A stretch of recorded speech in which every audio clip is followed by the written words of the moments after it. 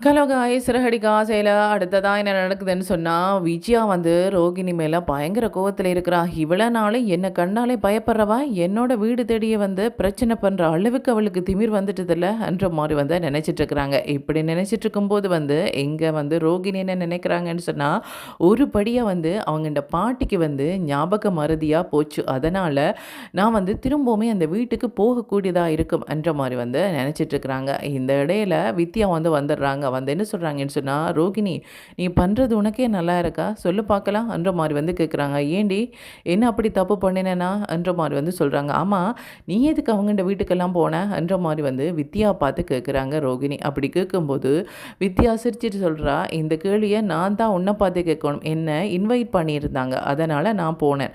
உன்னை அங்கே யாருமே இன்வைட் பண்ணலையே, பத்தாவதுக்கு உனக்கு டிவோர்ஸ் கேஸ் போட்டிருக்கிறவங்க இந்த வீட்டுக்கு நீ போயிற என்ற மாதிரி வந்து சொல்கிறாங்க. ஆமாம், மனோஜுக்கும் எனக்கும் இன்னுமே டிவோர்ஸ் ஆகலை, நான் எப்போ வேணாலும் போவேன் என்ற மாதிரி வந்து சொல்கிறாங்க. எங்கே பாரு, அவளை பேர் முன்னாலே அசிங்கப்பட்டு நீ வரணுமா, பேசாமல் இரு, நீ உண்டு உன் பாடண்டு இருந்தால் தான் அவங்க பாவம் அந்த பொண்ணண்டு நினைப்பாங்க. அதை விட்டுட்டு அந்த வீட்டுக்கு அடிக்கடி போய் தொந்தரவு பண்ணிட்டு இருந்த அந்த வை உன்னை வந்து கவனிக்கவே மாட்டாங்க என்ற மாதிரி வந்து சொல்கிறாங்க.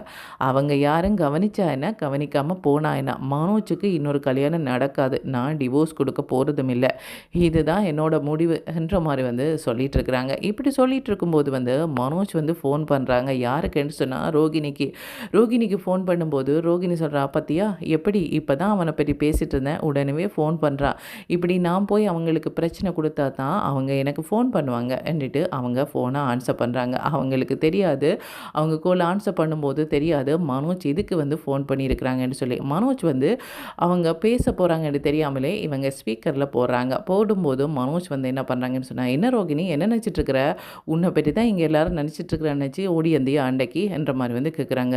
மனோஜ் இங்கே பாரு, தேவையில்லாத பிரச்சனை வேண்டாம் என்ற மாதிரி வந்து ரோகிணி சொல்கிறாங்க. எங்கே பாரு, நான் எந்த பிரச்சனைக்கும் உன்னோட வரலை, நீ டிவோர்ஸ் தந்துட்டு உன்னோட வேலையை நீ பார்த்துட்டு போ, என்னோட வேலையை நான் பார்த்துட்டு போகிறேன், இங்கே வந்து நீ பிரச்சனை பட்டோன்னே உடனே அம்மாவோ அல்லது நானோ சரி பாவம் அந்த பொண்ணு வந்து ஏற்றுக்கொள்ள போகிறது கிடையாது என்ற மாதிரி வந்து சொல்கிறாங்க. என்ன மனோஜ் இப்போ பார்த்தாலும் உன்னோட அம்மாவை பற்றியே பேசிகிட்ருக்கிற, அங்கே இருக்கேக்கும் சரி நான் பிரிஞ்சு வந்ததுக்கப்புறம் சரி அவங்கள பற்றியே பேசிகிட்ருக்கிற, ஆண்டிக்கு எனக்கு எதுவும் பயம் கிடையாது, அவங்க என்ன வீட்டை விட்டு விரட்டணுமென்ட்டு நினைக்கிறாங்க, நான் வந்து சரி வந்துட்டேன், ஆனால் வாழ்க்கையை விட்டு போக மாட்டேன் என்ற மாதிரி வந்து சொல்கிறாங்க. அப்படியா, அது எப்படி உன்னால் முடியும் ரோகிணி, அதுதான் எனக்கு கல்யாணம் ஆச்சே என்ற மாதிரி வந்து சொல்கிறாங்க. என்ன சொல்கிற நீ, ஆமாம் எனக்கு கல்யாணம் ஆச்சு, நான் ஒருத்தையே கல்யாணம் பண்ணிட்டேன், அவர் ரொம்ப பெரிய கோடீஸ்வரி, சரியா, நீ இந்த மாதிரி அலைஞ்சிட்டு தெரியாமல் உன்னோட வேலையை பாரு என்ற மாதிரி வந்து சொல்லிவிட்டு அவங்க ஃபோனை வச்சிடுறாங்க.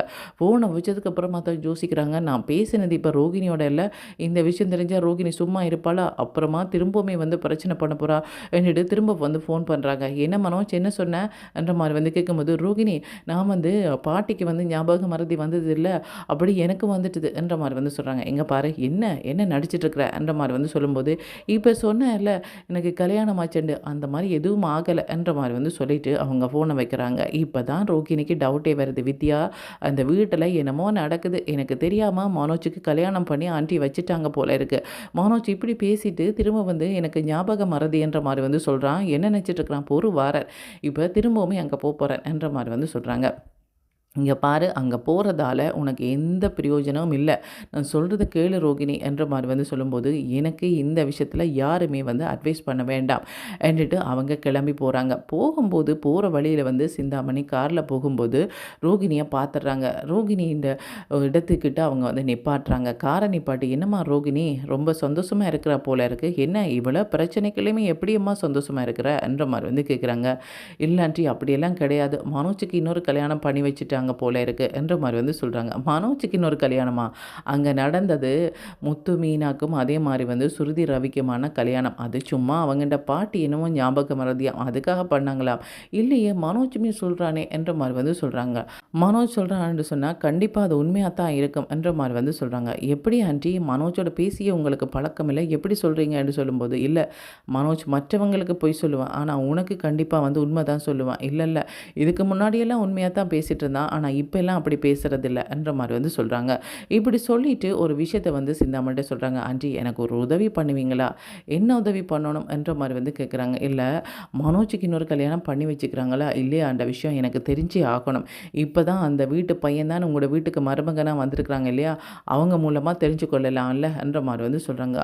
அவங்க மூலமாவா? அவங்க பெருசாக அங்கெல்லாம் போகிறதில்லையே, எப்பாவது போவாங்க. அவங்கள்ட அம்மாவோட ஒரு 5 நிமிஷம் பேசிட்டு வருவாங்க.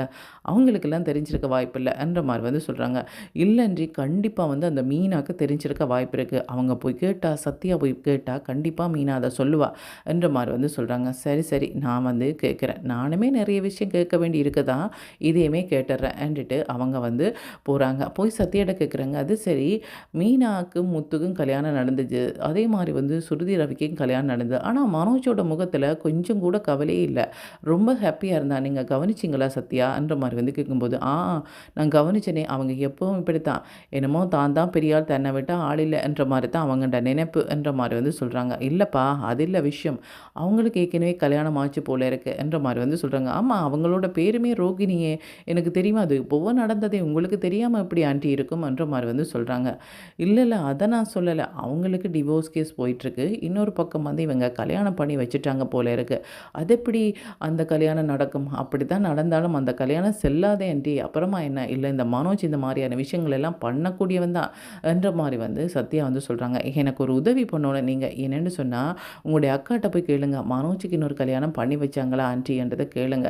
அல்லது போனால் உங்களோட மாமாட்ட கேட்டால் சொல்லிடுவாங்க. அப்படியா, நான் கேட்டு சொல்கிறேன்ட்டு முத்துவை சந்திக்கிறதுக்காக போகிறாங்க. யாருன்னு சொன்னால் சத்யா. சத்யாவை கண்டோன்னா முத்துக்கு அவ்வளவு சந்தோஷம். பரவாயில்லையே, இவ்வளோ வசதியாக வந்த அப்புறம் கூட என்னை தேடி வரானே என்றுட்டு சத்யா சும்மா சொல்லக்கூடாதடா, என்னதான் வசதி வந்தாலும் நீ ஆள் மாறலை பற்றியா, மற்றவங்க என்ன மாறி இருப்பாங்க, நீ மாறலை, இப்போ மாமா தேடி வாரா இல்லை என்ற மாதிரி வந்து சொல்கிறாங்க. இங்கே தான் பெரிய ஒரு ட்விஸ்ட்டே இருக்குது.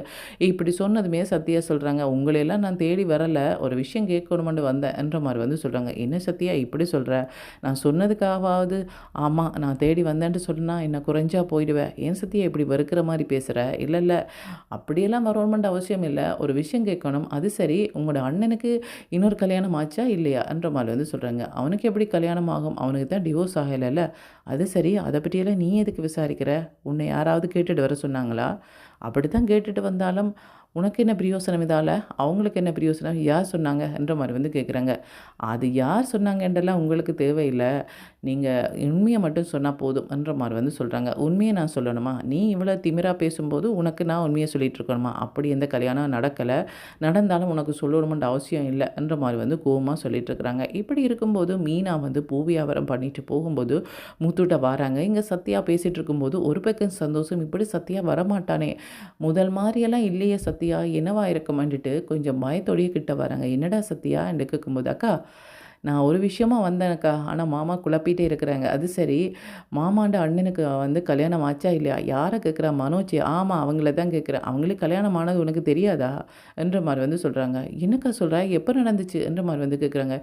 என்னடா இப்படி பேசிட்டுருக்குற? அதுதான் அந்த பேர் வந்து ரோகிணி ஆச்சு, அவங்களுக்கு தான் டிவோர்ஸ் கேஸ் போயிட்டுருக்கே, புதுசாக இது கேட்குற? அது சரி, அதெல்லாம் நீ எதுக்கு விசாரிக்கிற என்ற மாதிரி வந்து சொல்லும்போது இவங்க உண்மையை சொல்கிறாங்க. ஆண்டி சொன்னாங்க இதெல்லாம் கேட்டுட்டு வர சொல்லி. ஆண்டி சொன்னாங்களா?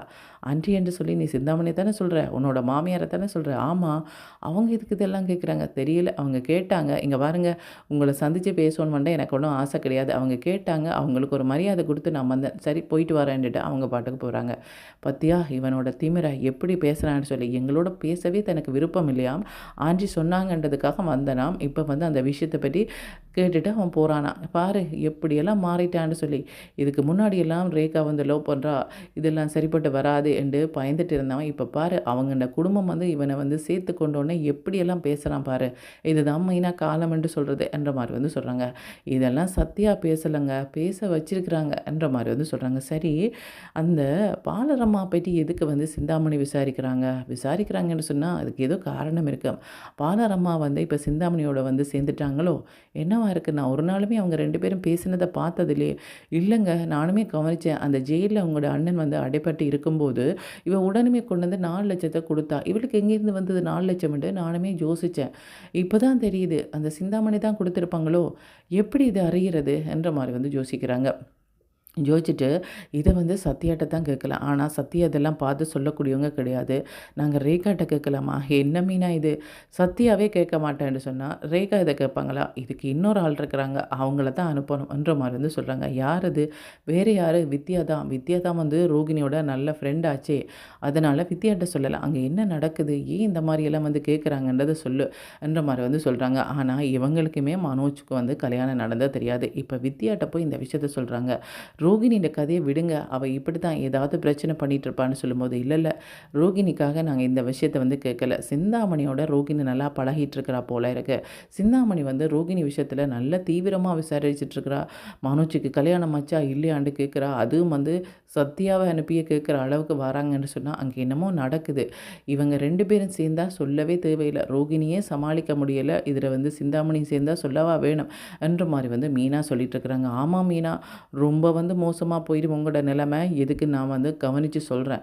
இவளுக்கு எவ்வளவோ அட்வைஸ் பண்ணிட்டேன், ஆனால் அவள் கேட்குறதா இல்லை. சரி, நான் பார்த்து சொல்கிறேன் என்ன நடக்குதுன்றதை என்ற மாதிரி வந்து சொல்லிட்டு வித்யா வந்து போகிறாங்க. இனிமேலாவது சிந்தாமணியும் ரோகிணியும் வந்து கூட்டு சேர்ந்துட்டாங்க என்ற விஷயம் வந்து இவங்களுக்கு தெரியுமா? அல்லது போனால் வந்து ரோகிணி வந்து மனோஜுக்கு ஏற்கனவே கல்யாணம் ஆச்சு என்ற விஷயத்தை கண்டுபிடிப்பாங்களா? என்ன நடக்க போகுதுன்றதுக்கு ஐஸ் வெயிட் பண்ணி தான் பார்க்கணும். ஓகே, தேங்க்யூ, பாய்.